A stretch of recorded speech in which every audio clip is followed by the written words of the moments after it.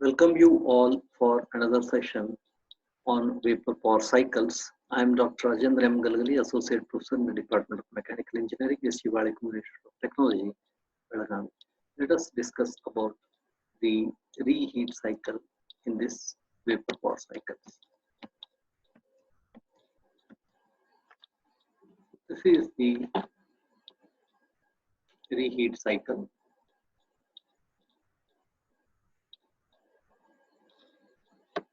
In this reheat cycle, the schematic representation as seen from the very first diagram. So there are two turbines. One is called as the high pressure turbine HPT and second one is low pressure turbine.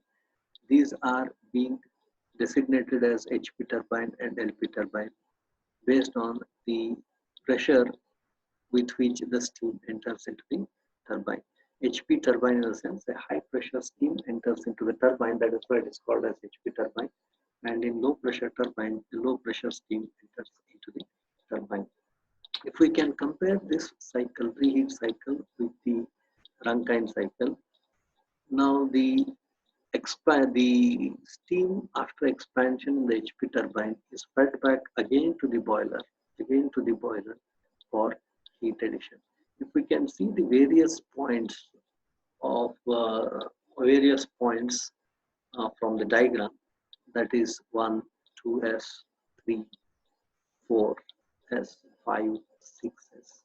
So all these represent the state of the working substance, which are represented for the corresponding property diagrams, temperature entropy diagram and enthalpy entropy diagram, which is also called as Mollier diagram. Now, to begin with, we always started with the entry of the steam into the turbine. So let us consider state 1. State 1, as seen from the temperature entropy diagram, it is a superheated steam at pressure P1 that enters into the turbine. There is a work of expansion from the turbine. So that is from 1 to 2s is the work of expansion. It is isentropic process, isentropic expansion. That is why it is a vertical line on the temperature entropy diagram. 1 to 2 is the expansion. Now 2s represents steam, dry-saturated steam condition that enters into the boiler again. The products of combustion, the heat associated with the products of combustion is being utilized in heating this dry-saturated steam, and this is heated to the same superheated temperature T1. So now from 2s to 3 represents the amount of heat added, and it again reaches state 3 at temperature T3, which is equal to T1. It attains the same temperature. At the same condition and same temperature, this superheated steam is made to pass through the low pressure turbine. But one thing that needs to be remembered is after expansion from 1 to 2s, there is a drop in pressure from P1 to P3. Now at pressure P3, the steam enters into the boiler, gets heated up back to the superheated steam at 3, and at 3 the pressure is P3, but its temperature is the same as the initial temperature before entering into the HP turbine.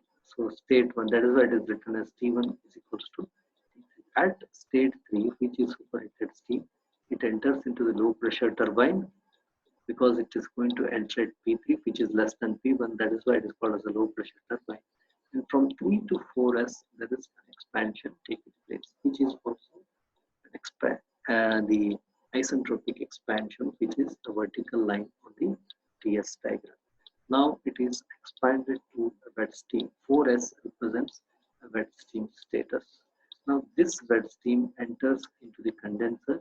It is completely condensed into liquid, that is saturated liquid, from 4s to 5. And from 5 to 6s, it enters into the pump at 5, where the pressure is imparted back to the initial pressure P1. Now 5 to 6s represents the process the process for the pump, which is a vertical line, indicating that it's going to be an isentropic compression process, and it is represented as a vertical line on the TS diagram 5 to 6s. So at 6s, the condition is a subcooled liquid state and the pressure is P1, which is the boiler pressure. Now 6s to 1 represents the change in the condition of the working substance when before entering into the boiler and after the boiler. Now from 6s to 1, heat is imparted into the boiler. Now the conditions are at 1, the pressure is P1 and superheated temperature as T1. Thus it completes the cycle. This is called as a reheat cycle. Now, from 1 to 4-S, directly the expansion takes place in the turbine without reheating. That means the cycle is 1 to 4-S, 5, 6S, and 1 represents the normal Rankine cycle wherein reheating is not being incorporated. After reheating, cycle became 1 to 2S, 2S to 3, 3 to 4S, and 4S to 5, 5 to 6s, and 6s to 1. That is a reheat cycle. The same cycle is represented on the HS diagram. Now, if I can find out these processes, 1 to 2s represents an expansion process in the HP turbine. So, this work output from the HP turbine is WT, which is H1 minus H2S, written in terms of the difference in the enthalpies of the working substance before entering into the turbine and leaving the turbine. 2s to 3 is a process. 2s to 3 is the process. It is reheating process in the boiler by the products of combustion. So the amount of heat added to this in the boiler is H3 minus H2S. Now 3 to 4s represents the expansion process in the LP turbine. The difference in the enthalpy is H3 minus H4s is the work output from the LP turbine. And 4s to 5 is the condensation of liquid at constant pressure in the condenser, and the amount of heat rejected in the condenser Q2 is given by H4s minus H5, difference in the enthalpies. 5 to 6s is a process in the pump, which is isentropic compression process.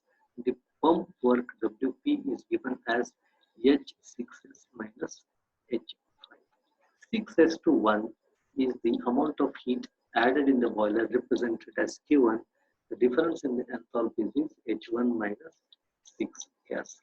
So thus we can compute or write an expression for the work of expansion in the turbine, work of compression in the pump, heat supplied in the boiler, heat rejected in the condenser in terms of the difference in enthalpies. Now finally the efficiency, the general expression is W net work output divided by heat supplied, which is WT minus WP divided by Q1.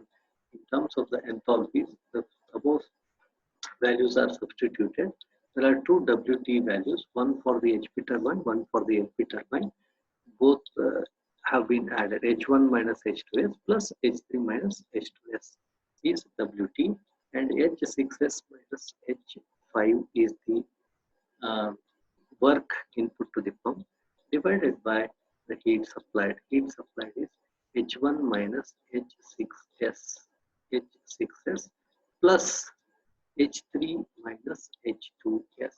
Instead of equal to, it should be plus H1 minus H6S plus H3 minus H2S.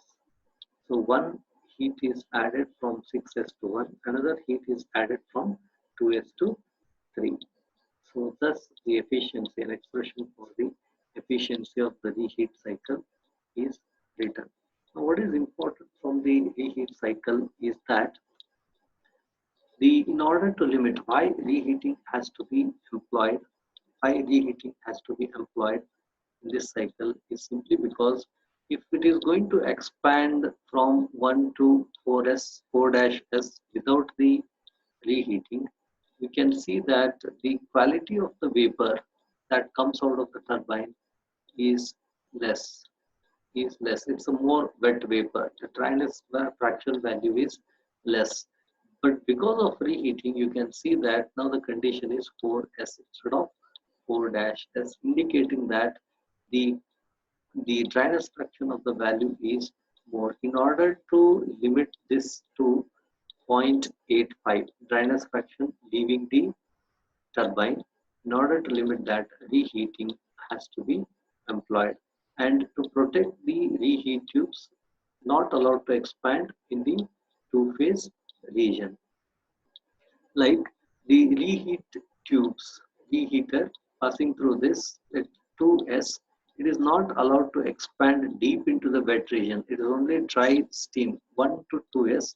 The condition of the steam entering into these reheat tubes is at 2s dry steam, and it is not allowed to expand further, so that it becomes wet steam, may affect the reheat tubes. Hence, the condition of the steam is only 2s, which is dry saturated steam without any vapor content in it. So it will not damage the reheat tubes. So that is why it is at 2s, which enters into the reheater. And low reheat pressure brings down maximum temperature and hence the cycle efficiency. So low heat pressure, like if this pressure P3 would have been less, then automatically this 2s point would have been down into the wet vapor region. This 2s point would have been down into the wet vapor region if this pressure P3 is less. So that is why it is not. Low reheat pressure brings down maximum temperature, hence the cycle efficiency. Then high heat pressure increases moisture content at turbine exhaust. At the high heat pressure increases the moisture content at turbine exhaust. So what do I mean by this? High heat pressure increases moisture content at exhaust from the turbine. High heat pressure increases the moisture content. So high heat pressure is like, this this P3 would have been more. P3 would have been more. So this one more line in between, if you consider, though it reaches a point between 1 and 3 over here, but the pressure would be more. So because of this expansion in this from a point between 1 and 3, it enters into the wet region. It enters into the wet region, and this wet vapor, it is below this point 4s, between 4-s and 4s, indicating that for higher pressures leaving this turbine reheat. So the exhaust from the turbine is at uh, you know the high heat pressure increases the moisture content in the turbine. So what it indicates is, if I consider a point in between 1 and 3, because of the expansion, you can see that the moisture content is going to increase, because this point 4s, that point would be on the left side of this 4s, indicating higher moisture content.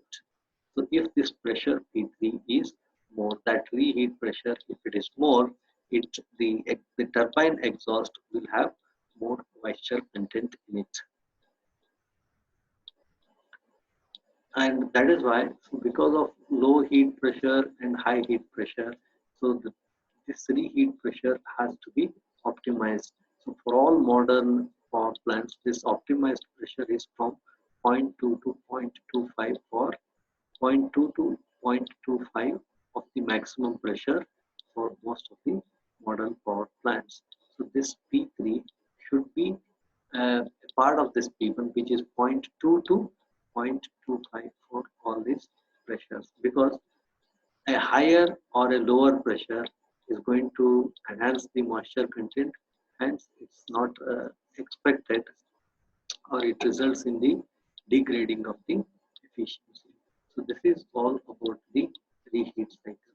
Now in the reheat cycle, we can see that the efficiency can be increased.